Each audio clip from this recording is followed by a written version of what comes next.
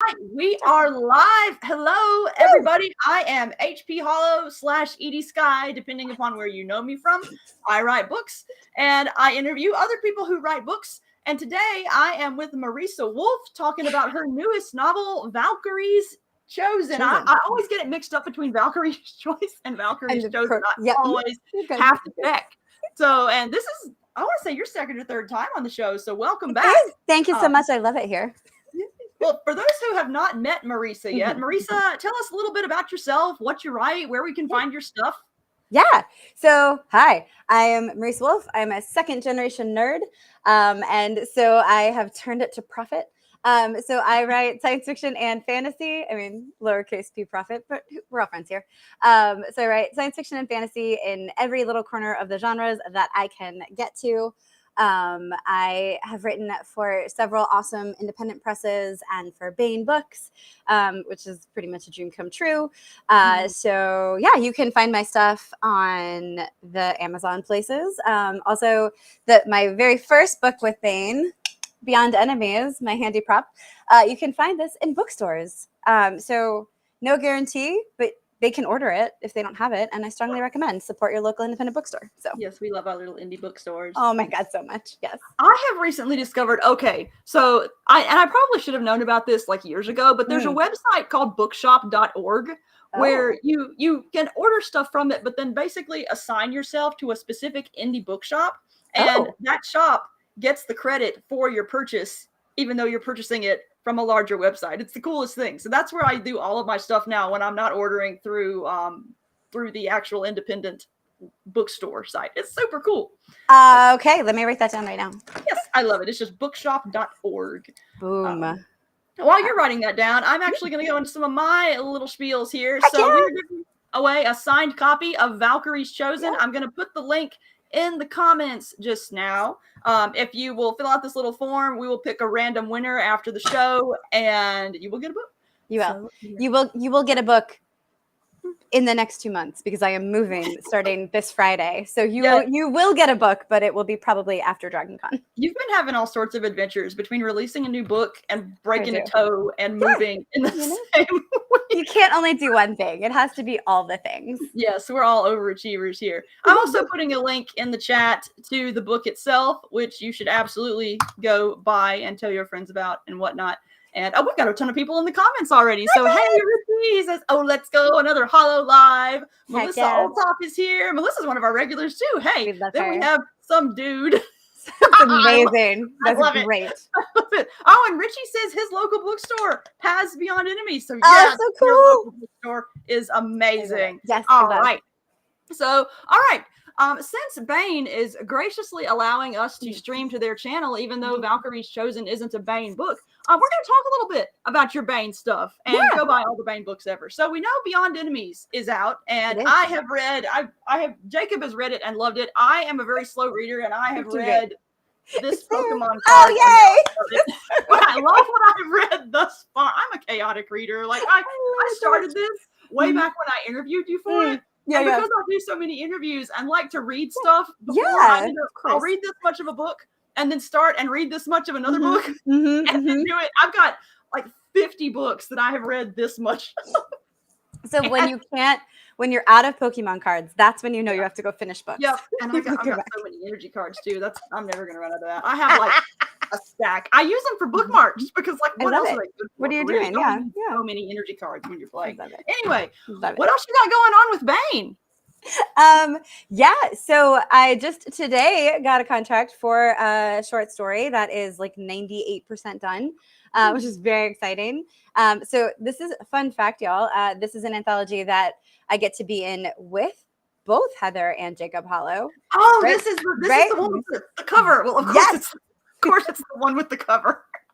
It will have a cover. I heard a rumor that it's going to have a cover. Okay, so I gotta explain this first. So the premise of this anthology, Baen commissioned a cover for a novel, and for whatever reason, they ended up not using the cover for that book. But it was a really cool cover. Very cool. So basically, they were like, you know what?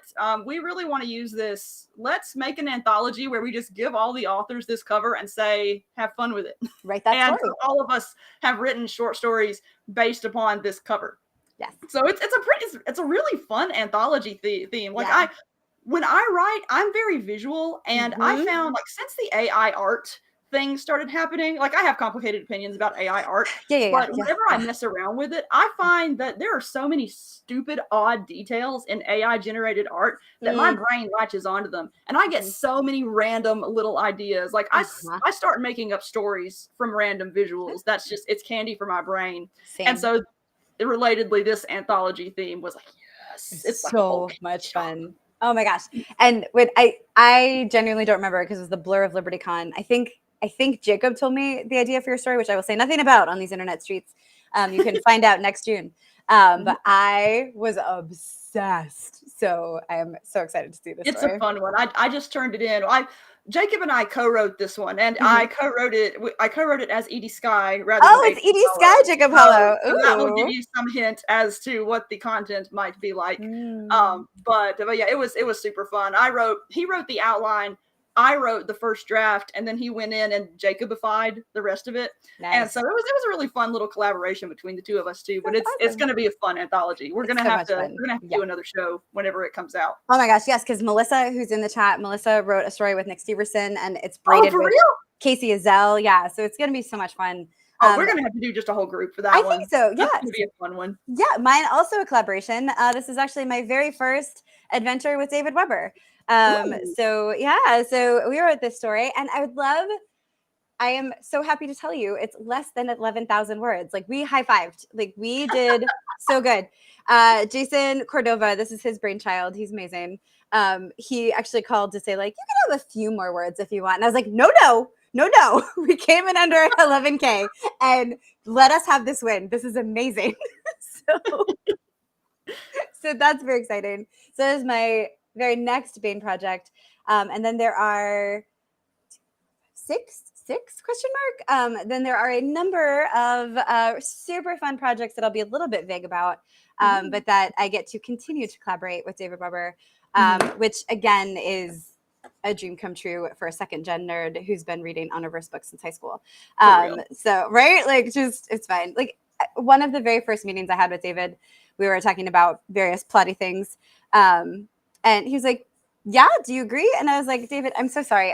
I need to just tell you that I am swinging wildly between complete fangirl and professional right now. And it's real hard to like, to keep my cool. And he left. He's so wonderful, right? So he just like chuckled and we continued on. But like, I was like, I can't first, I'm a terrible liar. All the writing is where all that goes. But so I couldn't like pretend like, no, I am a serious professional. I mean, also I'm not very serious, right? But I just had to name it. I was like, I'm seesawing wildly. Pretend at seriousness in limited amounts. This is who we are. We're so very Yes. So, We're very important authors. We are, yes, we are dignified at all times. Yes. So lots of really fun Baen stuff. 5 seconds. Look, that was it. That's all I had. We're lucky we got that far. Good for us. High five. Yes. High five. High five. Yeah. Oh, the people in the chat. That's right, Richie. We love the Edie/Holo. Yeah. That's pretty great. Oh, we got Reese in the chat too. Hey, Reese. Hi. Oh, I didn't actually leave that up. He says hi, guys. I clicked it and then clicked off of it. Yeah. But it's real. We thought, yeah. So yes, lots of exciting stuff coming up from Baen on your end. So everybody watch the Baen website because there are secret projects that we can't talk about. Or I guess technically we can, but I don't even know. We're not famous enough to know whether we can talk about things. Like David Weber has talked about things, but he's David Weber and has his own set of rules, whereas we little people have to wait for contracts. That's right. And so there are cool David Weber related things. Cool things afoot. They're cool things at Weber. Yes, cool things at Weber. All right. So anyway, go read all the Baen stuff. The Baen stuff. Yes. So the book we're actually here to talk about is not a Baen book. It is released by Hit World Press. Correct. And so let's talk about Valkyries Chosen. Yeah. So Valkyries Chosen is part of an expansive universe. It's not original to you. So I think the best thing to do is probably start by establishing, telling us a little bit about the Hit World universe itself. Yes. So Hit World was created by William Allen Webb and Larry Hoy. And it is one of those urban fantasy worlds where anything is possible, literally. Like there are blue orangutans that come from other dimensions and speak in British accents. There are, as you do, there are giant, I think they're orange rhinoceri. Like there's werewolves, there's magic. So it's just one of those expansive, ridiculous, so much fun, insanity type urban fantasies, which is my jam. I love urban fantasy. I read the first one and loved it. Yes, Trash Man, right? Yeah, so that was Bill Webb, William Allen Webb, excuse me. It was his first novel. And so it's basically, it's very pulp, right? So it starts off, you're following this guy. He's an assassin for hire. Assassin is legal. Murder is legal if you have the right contracts. And then slowly everything around him gets weirder and weirder and weirder. And he realizes, oh, I thought this was a normal world, but no. So things that definitely not normal. And so he falls into this is no spoilers, but like he realizes some things he thought were just like skills and knacks that he had are actually magic influenced. And, you know, kind of has to decide what to do. And as if you have ever heard me talk about Beyond Enemies, you know, I really love a story where the characters think they're in one situation, but actually no, they're in an entirely different thing. So Duncan Steed, in the course of the Trash Man, switches genres entirely. Like he remains in a pulp sort of action detective-y story. However, the world around him is no longer that. It becomes urban fantasy. And so that's Hit World. So Hit World has a number of stories in it, and will continue, and it will continue to focus on both like the assassination thriller stuff, but also the like interdimensional shenanigans. And a couple years ago now, I don't do time math very well, Bill asked me, he's like, hey, I think we should do a spinoff. And I really want it to be. This actually leads into my next question. So do you want to ask the question? I can pause. Are you? Well, I was going to ask.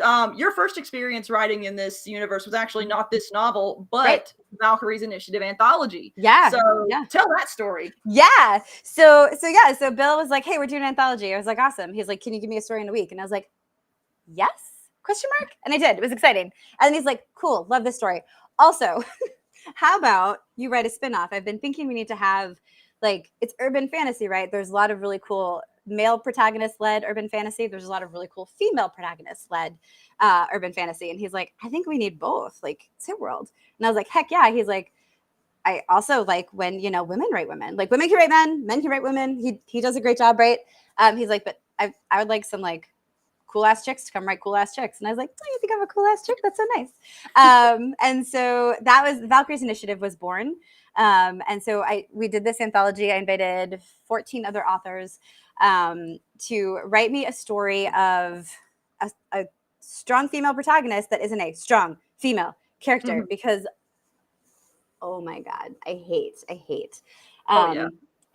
can have entire rants. Right, me too. Let's come back to we should rant. Everyone needs a good rant. Yeah, it's ridiculous, right? So just write me a woman who is a character. That's what I want. Let her be a person. Let her do things. So these an archetype, right? Yeah. I don't want her to be a man with boobs.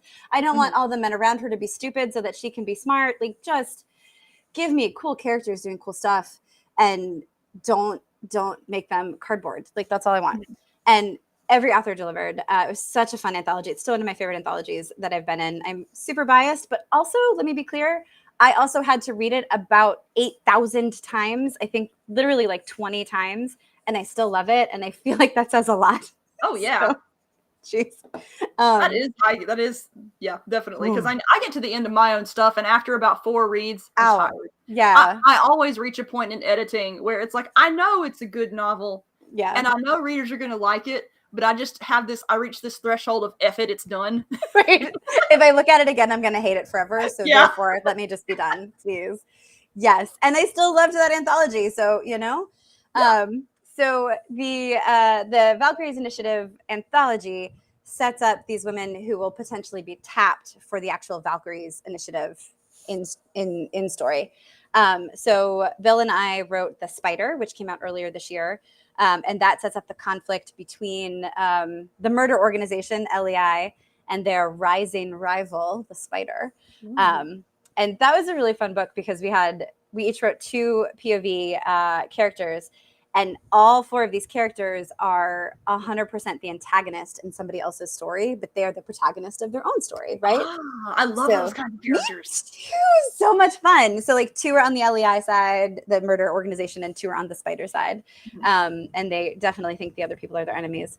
And you don't have to read that to read Valkyries Chosen. It does set up the conflict, but knowing that some people were going to jump in for Valkyries with Valkyries Chosen, I set it up so that you can just jump in with Bryn, who is the point of view character in the. Here's what I love about Bryn. So super quick, we can talk more about the book after, but in the Valkyries Initiative anthology, I did a story called Dear Cynthia. And so Bryn Siegmund has been a recruiter for LEI for years. And so she's got HR like in her bones. And so she's on this field mission, which she's qualified for, but she's like, this is not my job. This is ridiculous. And so the entire time she's writing letters to her boss's boss, Cynthia, in her head. And hence Dear Cynthia. And they are very disrespectful, I'll say, and snarky. And this is when it's partly because I wrote the story, wrote like 2/3 of the story, and then Word ate it. And I hadn't backed it up to OneDrive, like it didn't exist anywhere else. Hurts. I feel that. Thank you. I was so angry, but beautifully, that anger showed up in Bryn's exasperation and made it a way better, more fun story, I think. So, because I needed to curse at Word, and so instead I cursed through Bryn at Cynthia. Yes. And that also really solidified Bryn's voice, which was really fun. So that is the story of Valkyries Initiative. All right. So let's talk about Valkyries Chosen. So what's the premise of Valkyries Chosen specifically? Dun-dun-dun. So Bryn Siegmund has been offered a promotion that she can't say no to, and it involves leading a disavowed team to tackle this interdimensional threat facing her organization. So through the course of the novel, she does that. She forms a team. It does not go well, and things happen and things go sideways. Very early too, because very I started early. reading it, like last night, and I'm reading the Word document, so I'm 3 Word document pages in, and people are already dying. That she does not need to die, and it's like, oh no. Well, sad for her, but good for me as the reader, because I love stories like that. I love where characters are constantly in trouble. Yeah, Bryn does not have an easy time in this novel at all, and the novel is dedicated to anyone who meets hard times with humor, because we need that, right? In these days, in all days, but in these days, and Bryn also needs that. So Bryn's response is snark and humor as she's going through some of the worst times of her entire life through the course of this book. And so she's building the team. She is trying to address a threat that truly is beyond the scope of one team. And also, it basically starts with it is a truth universally acknowledged that the reward for being good at your job is more work. This is bullshit, but accurate, right? Yep. So, I felt that line in my soul too. Right? It's one of the biggest truths of the universe. I do love those universal truths. Archetypes are good for some things, just not, being lazy about them. But yeah, so that's the story. So Bryn builds a team. She builds resources as best she can. There's magic, murder, mayhem. That's kind of the sum up of the book. 3 of my favorite things. I know, right? That's why I love urban fantasy. You can have so much of that. So nice. Got a few little comments here. We got Emily who says, howdy, hey, glad I caught you live. Hey, Emily. I've seen you online, but I don't think you've been able to make it to our shows yet. So welcome. And we got Charlie who says, hi, ladies. Hey, Charlie. And let's see here. And by the way, guys who are watching, if you have any questions for Marisa, feel free to pop them in the chat and we will get to them. And I'm also, when Marisa is answering the next question, going to pop the links in chat again for those who want to sign up to get a copy of the book. Can we hear a bit about the threat they face, or is that more of spoiler territory? No, it's a great question. It's not spoiler territory. So the spider is a loose-ish conglomeration of drug cartels, crime organizations, mafias all across the world. And throughout the course of multiple stories, you see its and throughout the course of this, it's not really a spoiler to say it's not just our world, it's also interdimensional. So, and LEI, that's Life Enders Incorporated, BT dubs. So Life Enders, they have set themselves up as the good guy, as anybody does, right? Like, this is legal murder. This is, if you fill out the right paperwork and you pay the right fees, you can legally have people murdered. So your shitty boss, your asshole neighbor who won't stay on their side, that guy down the road who beats his dog, all off the table. Kill him. Love it. But it's hard to be a moral authority when you are a murder organization. Right. But but LEI feels that they are in the right, and the spider feels that LEI is untrustworthy and should not have this much power, and should be shut down. And the way the spider goes about it is very true to their name. There is a lot of trapping and flipping of agents and assets, as opposed to, like, it's not like war on war, right? It's just like, let's make our value proposition to people inside this organization, which is why the Valkyries has to exist as a disavowed team that doesn't have any direct line to LEI, so that they can get a drop on the web. And so a thing that I think we say pretty early on, and if you read the spider, you'll get it. The people in charge of LEI and the spider, respectively, the two men at the heads of these organizations, are not fully human, and not in like a fun supernatural way, but in a like, ooh, this could be a threat to all life everywhere sort of way. So the threat could be even bigger than anybody thinks, depending on what these not entirely human gentlemen actually want, because what we think they want and what they actually want, TBD. So, yes, nice. I love these high stakes things. It's like, me too. And it builds, right? That's one of my favorite things about urban fantasy is like, it starts, here's your stake. Oh yeah. But then each book you're like, oh no.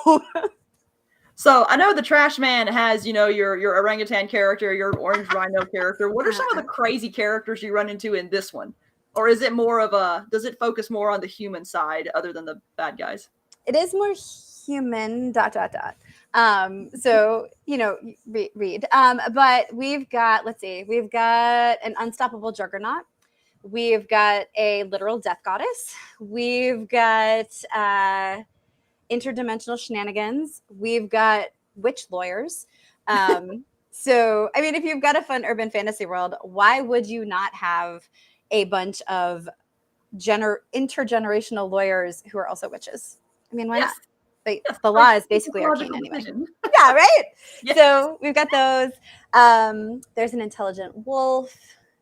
Oh, there is, spoiler, but towards the end, there is a character from the spider that I've brought back who is not at all human and is so done with human shit. So done with it. But he can't get out and he gets dragged back in. I love him. And Bill actually did an illustration of him that's in the book that's like, it, not exactly, but because is this the illustration at the very first page? Oh my gosh, yes. Yeah. I saw that and was immediately like, who is this thing? I like it. I like it, right? I love him. I haven't met the character yet. No. I mean, obviously, because I'm 3 pages in. 3 pages in, yeah. He comes up definitely at the second half. But I love him. So he will show up a lot more because he's just so done with all of our shit and yet has to deal with it all the time. So speaking of showing up more, how many books do you have planned in the series? There are 3 done. Well, 2 more done for this year. So one is by Marisa Wolf, and that is called Shadows May Fall. Fully done, about to go into editing. It's so good. And that's going to tell the story of a member of the Valkyries team. So you'll see Bryn pop up, like kind of in a Nick Fury role. But you'll really follow Athena, who is Melissa's character. She's amazing. That one is more so. Somebody asked, would I consider it urban romantasy? And no. Sorry, we got to get to those questions. Yeah. Oh, sorry. Yeah, but this connects. Yeah, we can go ahead and bring it up. Aaron, First off, Aaron says, "Hi, peeps." Hi, Aaron. And then he asks, "Would you consider it urban romantasy?" What a good question. I love urban romantasy. This isn't. So Bryn is equal opportunity. She loves a pretty face. She admires multiple figures throughout the course of the book. She has got no time for this. It is a real bad time for Bryn. She doesn't go beyond a suggestive comment or 2. But Melissa's book, Shadows May Fall, you're getting a real good enemies to lovers. Of course, it's Melissa. It's Melissa. She's so good at it. But it's slow burn. It's enemies to lovers. It's if this is the kind of thing you like, you are, even if it's not the kind of thing you like, you're going to enjoy it because it's amazing.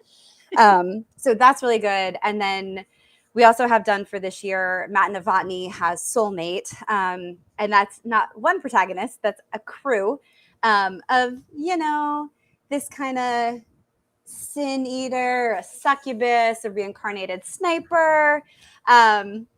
Also not quite urban romantasy, but a little bit more sex in that one, because a succubus is one of the main characters. So, you know, every book in this series seems to get wilder and wilder, and I love it. That's it. So those are planned for this year. Casey Azell and I are writing one early next year that will have a different kind of succubus in it. And we've got 3 more in the earlier stages, but they're not fully contracted yet. So, you know, secrets. Oh, but there's still plenty to come. So there's so much more. Yeah. So we've got like a whole season 1 arc built out. And then the end is real messy and it's going to be amazing. Does not go well for anybody, and that's my favorite kind. And then season 2 is a little TBD.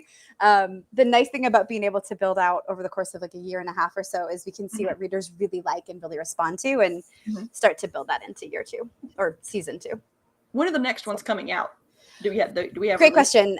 They should be about every other month. So Valkyries Chosen just came out last week. So Melissa's should be September and Matt's should be November. So you don't have to wait long at all to get you can dive right in. All right, more in the comments. We have John who says, hi all. Hi, John. Okay. And then we have a question from Jeremy. That is actually a really good question that I'm surprised I hadn't asked yet. How would you describe the magic system? Because that's one of my questions. I love me some magic systems. Like, it's whenever I find a new fantasy book, it's the first thing I ask in my brain. Like, what's the magic doing? So go for it. Yeah.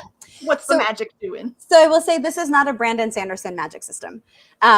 This is, nor is it a lit RPG magic system. So it's more of a, let me just tell you what it is instead of what it's not. Okay. So Cabal is magic. It's an energy like wind power that just exists around us at all times. Some people are more prone to tapping it than others, but everybody has access to it. So everybody, imagine your buddy down the street who like never hits a red light when he's running late. That's actually magic. So that is his knack, his connection with Cabal. So right? Yes, meet girl. But it's that sort of thing. So like in the Trash Man, Steed never misses, right? Like he always hits what he aims at. And that is his talent. And through certain life adventures, you can broaden and tighten and deepen, not urban romantasy, but, you know, we'll get it in there, your connection with Cabal. So usually through some sort of trauma or things that are hard, you come out the other side and you get better and better. You also have to become aware of it in some way, right? So either somebody reads you into it, or you are faced with a werewolf and you realize the world is different than you thought. And so once you are more aware of it, you can become more sensitive to it. And then again, people have knacks. So Bryn, one knack that she has, she knows when she meets people what kind of connection to Cabal they have or will have, which is very helpful for recruitment, right? Yeah. So, you know, she has other talents that you find out through. But it's never like, I am so overpowered that I cannot be stopped. There's always a trade-off to the power. And like any energy, it can be depleted in an area. So anywhere you walk into has a set amount of Cabal. If somebody grabs it before you can, there's nothing for you. There's nothing you can do, right? Or if you both like grab the same amount, you might be in a stalemate. Or if somebody's faster or somebody, whatever. Or you can go places and mysteriously there is no Cabal.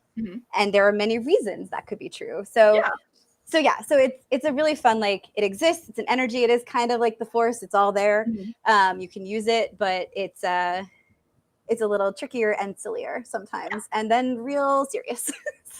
So how did you so in this particular setting, the knacks are like, the magical knacks are kind of not really infinite, but definitely varied. How did you decide to give Bryn that particular knack? Yes. So her knacks go together in a really fun sort of way, I think. And the second one, she plays a little close to her chest throughout the story. So you'll get it You can Mhm. figure it out, and then she'll eventually tell you. But so for that one, I just found it really interesting, this idea of like everybody has some kind of connection, but nobody knows what theirs is really. Mhm.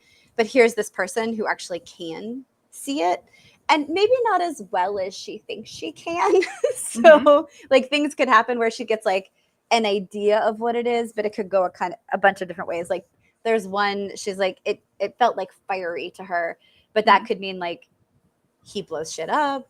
He's a welder. Like what is his thing? She doesn't know the exact like tiny minutia of it, but she knows the flavor of it. Yeah. And that was just really fun to play with, because then too I can like toss out other people's magic without having to do like a slow roll of it. And then also still have her get really surprised, usually at the worst possible moment. So Aaron asks, is it more of a soft magic system? As compared to a very detailed hard magic system. So it's one that's relaxing to read, is the way that I get it. Because it's like, as much as I love magic systems, sometimes I can only take so many words on a page about the magic. And I love it. I love figuring it out, right? Like the first time I read Mistborn, I had so much fun being like, oh, this is what's happening. Oh yeah. But like after a while, you have to go and flip to the back, like, wait, what does this one do? Wait, what's the opposite of this one? And that is super fun. But sometimes, I mean, I really like when my urban fantasy is just fun. Like magic is fun. Not for the characters. Tiers of books that I like to read. And so sometimes I specifically pick, okay, this is my soft magic book or my easy book. This is my I'm trying to curl up and go to sleep book. This is my I want to feel smart book. This is this book, that book, etc. And it's just different levels. Yes. That is a spot on way to say it. Yeah. So this is more of a like, this is fun. Again, to be clear, it is not fun for the characters more times than not, but it's meant to be fun for the reader. That makes it the less fun characters are having, the more fun the readers have. Yeah, that's usually the goal, right? Yeah. Yes. Yeah. All right. I had another question and it just fell right out of my brain. Oh, I hear you. Oh yeah, we were talking about strong female characters earlier. Yeah. So what design process did you go through to make it so that Bryn's a badass? But she reads very realistically to me. Like she's a person that I could very easily like run into on the street and say, hey, and then go away because I know she's probably doing assassin things. Bad things are happening over there, yeah. How did you go about making her this badass who reads like a realistic person as opposed to a badass who like has all the skills and wins all the time at everything? Yeah, well, one, I mean, I hate the latter, so that's easy. So my start in writing was in fan fiction. So Anne McCaffrey's Dragon Riders of Pern fan fiction. And it was very persona driven. So we did persona sheets. You did like stats almost. Like it feels like I've been waiting my whole life for lit RPG, honestly, but someday we'll get there someday. But you like figure out their stats, you figure out all the things about them. I don't do those anymore, but it's so built into me. I mean, like it's 25 years built into me, right? Yeah, so it's part of your thought process. It's just like how I think about them. So also like you, very visual. So first I'll like kind of bounce around different actresses. I started this process before AI art was like out there. I think it's helpful for brainstorming. But again, conflicted. Like I get the whole So usually I will go to actresses and actors and public figures and then say, she's like this, but like there are tweaks. And for Bryn, it's actually a character. I didn't watch the show, but it's that Vikings show. She's one of the characters from the Vikings. And so like I start with the face and I'm like, all right, what is she like? And then almost the moment that I know a story has locked in is when I hear the voice in my head, and Bryn's voice was so clear, so fast. Nice. Especially with that exasperation the second time I had to write her story. But it also is like, so she levels up a little bit in this book. She doesn't recognize that's what's happening to her, but it happens. And anytime a character levels up, they have to have a corresponding drawback. And that's how I think about it, right? So like, okay, here's the thing she's really good at. What blind spot does that give her? What's the trade-off? And like for Bryn, she's so confident. She knows the people around her. She can see them. She understands them, that when she is taken aback, she is knocked on her ass, right? So she does not take surprises super well. Like she'll roll with it and deal, but emotionally, she ain't taken that well. Yeah. And she can compartmentalize that to a certain point. Mhm. So that's the big thing. It's always thinking about like, what is the trade-off of this cool ass thing they can do? Yeah. What are her blind spots? And then what is her voice? Because usually once they have a voice, they're so real. If I try to do something that doesn't fit them, it doesn't work. Like they're too clear in my head. So. Do you find that your characters pretty much write themselves and you just kind of write up the incident report? I love that analogy. It's so perfect because I do that too. And the funny thing is, like, I would sound insane if I was not a writer, but my characters basically live in my head like people. Rent free. And it's nuts. And it's like I have in the back of my head at all times, I have characters from different stories interacting like they're at a party, and it makes for insanity. I love when you post those though. When you're like, here's what happened today when Sebastian and so-and-so met. And I'm just like, oh my God, yes. There's a whole little thing going on in the back of my head, and I am really glad I discovered writing because I have no idea what I would do if I did not have writing. Because there's just it is maddening but hilarious. Yeah. That's here to keep Baen on the front burner here.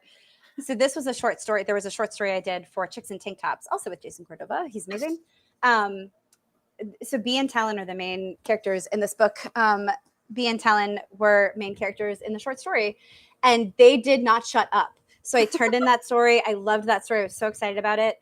And they're just still like, oh, and then this probably is what happened. Oh, what do you think about this? Oh, and they're like having a whole conversation in there. And I was like, whew. So it's real good. I got a chance to write this book because I don't know what would have happened.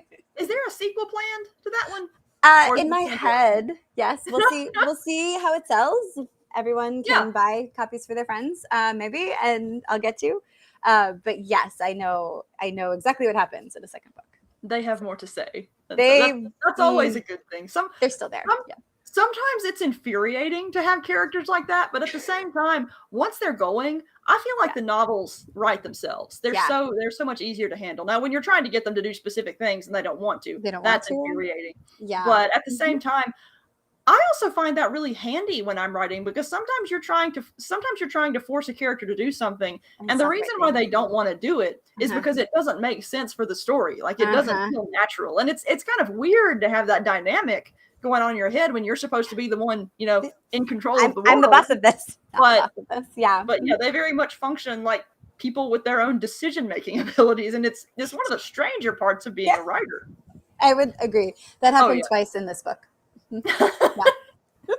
Were there any areas where you had to convince the characters, yes, you must do this and this is why, or did they just generally chart their own course effectively? Yeah, it was also so for this book, I wrote the vast majority of this book in 3 weeks, which is not usually how I would write a novel, turns out, but it's because I was writing pieces of, like, I had an outline, a vague outline. I knew what was going to happen, and so I was writing pieces of it, but I couldn't get the beginning to come together, and it's because I was doing the wrong thing for Bryn.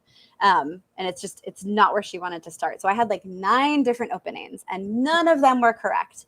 And then when I finally found the one, then she's like, okay, let's go. And it was like, words. So she was an asshole, but she was right. I think this start works a lot better.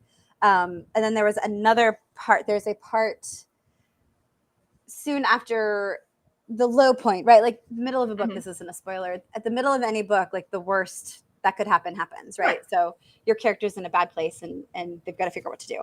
So in that bad place, I had things in the wrong order, and she wasn't going through them in the way that made sense to me. And she's like, hey, bitch, it's because that's not the way I should go through this. Like, we got to do this thing. And I was like, oh. And again, once I put her back in the right order, suddenly all of her responses made sense. So I did not convince her at any point in time. I just had to find the right thing.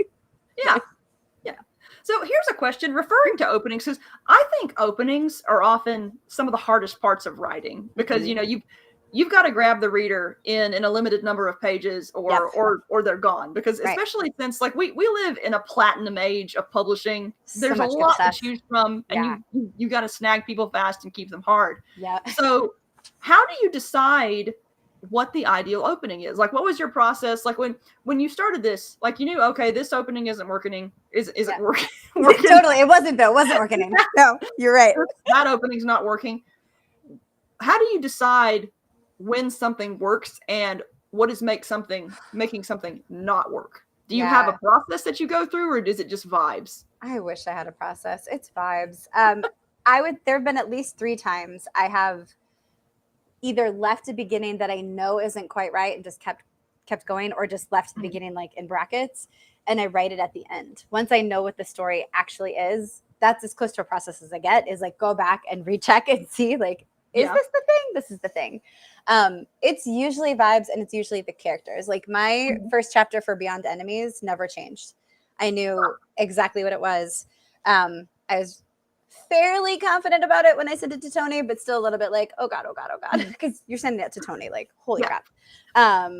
But she really liked it, and I was like, yes. But I felt it locked in. Like that's the vibe, I guess. Like, does it feel locked in? Does it feel like this is the story you're about to get as best as the characters know at this time? Yes. And for me, it needs to be a little action, a little funny. Like that's, I think that's what I do. So once upon a time, there was a review that was like, there was just too much snarky dialogue. I'm not going to read this author. And I was like, Sweet Bear, you are correct. You should never, I'm definitely not for you. You are spot on right. Because everything I do, even if it's a very serious story, there's going to be snarky dialogue because that's how I deal with the world. And therefore that's how a fair amount of my characters do too. So, and that's one of those that's one of the negative reviews that is actually really helpful. Because if I see a negative review that complains about snark, I'm like, heck yeah, that's my book. This is for me. Yeah. But then for people who don't want that, they can be like, ooh, yeah, no, thank you. So that is helpful. Yeah, I very often, especially with romantasy books and things of that nature, I very often just go to the 1 stars. Yeah. The stars are complaining about because I mean, the 1-star reviewers are always the most vehement haters of the book too, and so they're going to list everything that they hate. And if what they hate is a laundry list of things that I love, it's like, oh heck yeah, this 1-star review has just sold the book. Thank you so much. Yeah, it's very helpful. So, since this is part of a larger universe, how much did you have to coordinate with Bill Webb when planning this novel, or was he pretty much just here's my world, have fun? Yeah. Mostly that second thing. Bill has been so great. He's like, go forth, have a good time. This is why I asked you to do this. There are a couple of points that overlap, and it doesn't mean you have to read everything to understand them, but it does mean that he and I have to be aligned so that like his books don't contradict it, and I don't go and contradict something that he's like, actually I have plans for that thing. Don't blow that up yet. I need it. Don't kill that goldfish. So we didn't have that. But that was really helpful. And so we touched base a couple of times. And then there was something that I wrote that I left very vague. So it doesn't have to be true. It could just be something somebody thinks. But I was like, I actually really like this idea. Do you think we could play with it? And he was like, yes. And he got really excited about it. So that's super fun. And I was like, look, I didn't say that this is definitely a thing. I'm not locking you into anything, but the more I think about it, the more I think it'd be fun. He was like, we're putting that on the list. And then he came back like a day later, like, oh, and what about this and this and this, which is one of my favorite things about shared worlds is those moments. So yes, that's really cool. Bouncing ideas off of each other. Yes. Oh my gosh. So much fun. But you come up with such, like, when you get 2 different writers together, you're always going to get 2 different approaches to the same thing. And that's one of the most fun parts about collaborating. Like I pretty much exclusively collaborate with Jacob. And we're married, so that's an interesting dynamic. That's the whole thing, yeah. We also have completely opposing writing styles. We like similar content, but our processes are very different, and the way we approach story problem solving is very different. Yeah. And I'm very chaotic. Characters write themselves, whereas Jacob is more let's plan everything. Fair, yeah. Chaos, but that's a different, yeah. But it's a fascinating little process. It's wildly different from just writing a novel on your own. Yes. So, yeah. All right. Well, we are actually getting pretty close to the end. This went by fast. So I'm going to put the links in the comments again. You guys have been asking great questions, but if you have any more, please feel free to pop them in the chat. We got a few more minutes to fill. While I am doing that, though, Marisa, what you got coming up? Cons? Anything exciting? Yes, 2 exciting things. One, I will be at Dragon Con in Atlanta, Georgia over Labor Day weekend. It is one of my favorite things in the whole year. And it is, 85,000 of your closest nerd friends all in one place. So also like John Cleese is going to be there this year. Like a bunch of Star Trek people. I like almost never get to go see them, but the fact that they exist. The fact that they're there is cool. Yeah, it's so cool. Like here's how I function at Dragon Con. Last year I was on my way to a signing, and so I was like quick walking, head down, like walking fast, wearing my sunglasses. It's September in Atlanta, so it's hot. And I come around the corner, and there are 3 people who are super familiar, and it's Dragon Con, right? So I'm like, oh, they're probably people I talked to at the bar or something. And so I made eye contact, and I nodded, and I was like, oh, hey, and just kept walking. And they were all like, oh, hey. I get to the end of the block, and I realize I don't know those people. They're celebrities. They're people from like Desmond from Lost and this guy from the 100. Yeah, it was like 3 celebrities, which is why my brain said, I know these faces. Yeah. And I decided that meant I know these people. I did not, but bless them. They were so chill. They were just like, oh, hey. And maybe I had the same face that they were like, maybe we know this girl. We've met her somewhere. Yeah, well, in the age of social media, though, that's a hard distinction to make, because it's like if you follow various people online, they pop up on your news feed and you see their lives. And it's I've actually found like there are authors that I know that I have never I've never actually met them in person, but whenever I see them at cons, I feel like I have, and I'll interact with them, and they're like, "What?" My God. And then we have to draw the dots together to figure out why one of us knows the other. That's Katie Cross, who is she is amazing. She's an amazing YA fantasy, epic fantasy author. She's so, oh my God, she's incredible.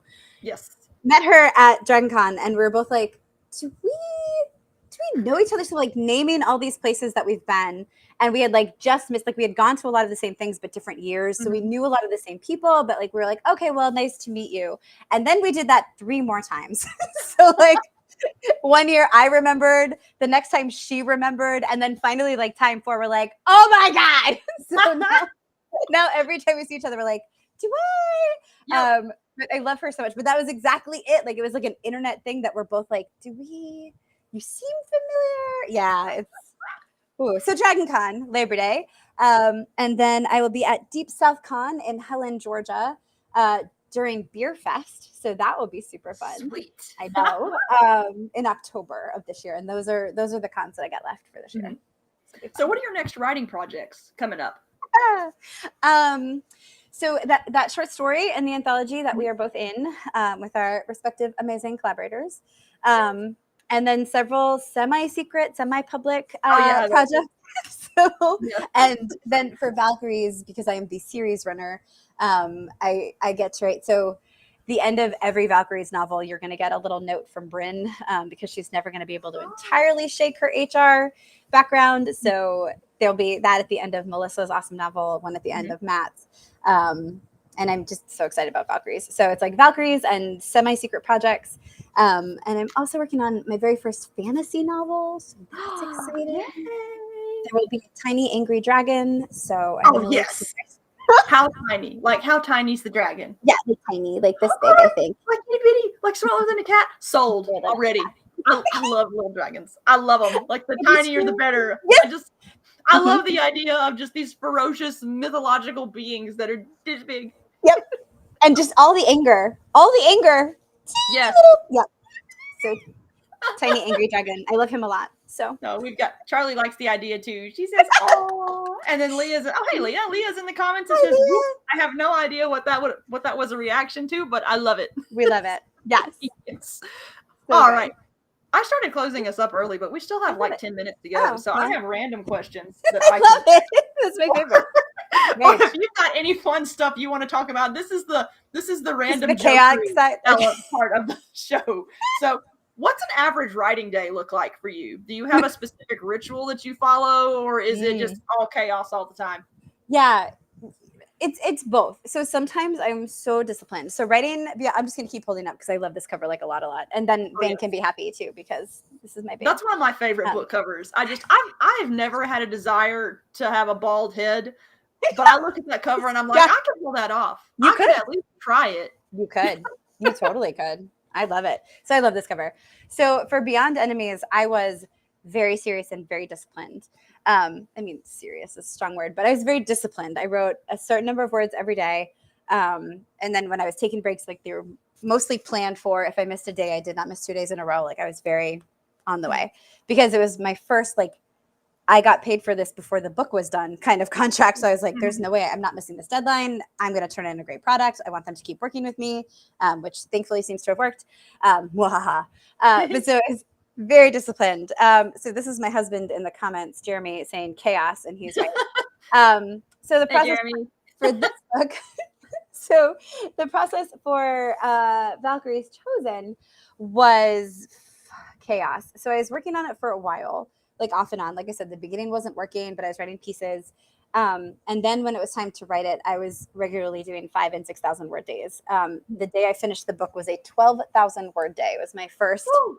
I don't know that I will do it again on the regular, but it was chaos. I was like, don't talk to me. I can't go anywhere. It's just me and my computer. And so it would be like, I would try to break it out to fool my brain that it wasn't that bad. So it'd be like a couple thousand words while I drink my coffee. Now I'm going to take a break for breakfast. Yeah, right now a couple thousand words for this. Now break for lunch. But I couldn't go anywhere because that was cheating. So that was different. But what I try to do is write at least 2,000 words in the morning, because then the rest of the day I'm like, well, at the very least, I wrote 2,000 words. But then I'm usually excited to go back and write more. So do you, when you actually do your actual writing, do you dictate? Do you type? Do you handwrite? What's your preferred? Like, how do you get 12,000 words in a day, even on a dedicated day? Yeah. I mean, to be clear, it was like 6 a.m. to 10:30 at night. But it was a big day. But, okay, I type. However, I tend to handwrite outlines. And every single short story I have ever written, literally, I have a plan. I've jotted down some notes. I get to a place. I'm feeling pretty good. And then suddenly it's the deadline. And sometimes it's like a week out. Sometimes it's 12 hours out. It doesn't matter. Somehow I'm here. And I don't have one near me because I usually throw it away once it's done, but it will look vaguely like this, where it's just scribbled. Some are upside down, some are up the left side, some are diagonal. It's just full chaotic notes of all the things, all the people that still need to show up, the things that need to happen, the whatever. And then suddenly that soothes my brain and I go back to typing. So I cannot dictate, because as soon as I hear the words out loud, I'm like, oh, it's weird. No, it's so strange. And it takes me out. I find that the thinking process is different, because I've been wanting to teach myself to dictate. I like to, in an ideal situation, I like to write by hand because I'm a very tactile person. I have my little fountain pens and I've got my whole selection of ink. And I promise you, I look very pretentious at the coffee shop with my inks and everything. I love you. It's amazing. Yeah. And I find that I think a lot more methodically when I handwrite. I've begun to start typing just because the thing is, when I handwrite, I end up spending a day or two dictating it to get it in the computer. And that's a day or two that I could spend writing. And so now I'm training myself to type straight into the computer, because after like 2 days a week of dictating or additional writing for me is basically, it's what, 2 extra months a year, basically, which for me is another novel I can write. And so it's one of those things where it's like, I have so many stories to write. I need to figure out how to do it faster. So we're typing now. And I'm trying to do dictation, but I just find that the moment I hear my words, it takes me right out. And I know it's a practice thing. I know the more you practice at it, the better you get. Yeah. So one day I'm going to try to write a short story solely by dictating it. But for now, it's like, no. I can't do it. Yeah. I find reading out loud is my best way to edit. I love that. Yeah. And I don't know why that does it, because it's the same freaking words, but it doesn't bother me on the back end, but on the front end. I feel like it engages a different part of your brain, because I do the exact same thing. And if I have time, I will actually read my story forward conventionally, but then I will read it backward, a chapter at a time. Because the thing is, when you're reading forward, it's really easy to get engaged in your own story. Yeah. But when you're reading backward, you don't have that problem, because everything's kind of out of order and it doesn't make sense in that way. And so it makes it a lot easier to catch the actual mechanical errors. Yep. And it's very time consuming. So I don't do it often, especially now that I'm releasing. On your 2-month schedule. Yeah. But yeah, I tend to I always do at least one read aloud edit, because it's also really good for figuring out or checking the cadence too, because the thing is, most books, for successful authors, most books are going to be adapted to audio, and the cadence makes a big difference in audio. Repeated words make a big difference in audio, because there are some words that you can see them repeated in print and you just kind of gloss over them. But if you hear them a million times in an audiobook, it's like, no, it's like nails on the chalkboard. Yes. Yeah. So, yeah.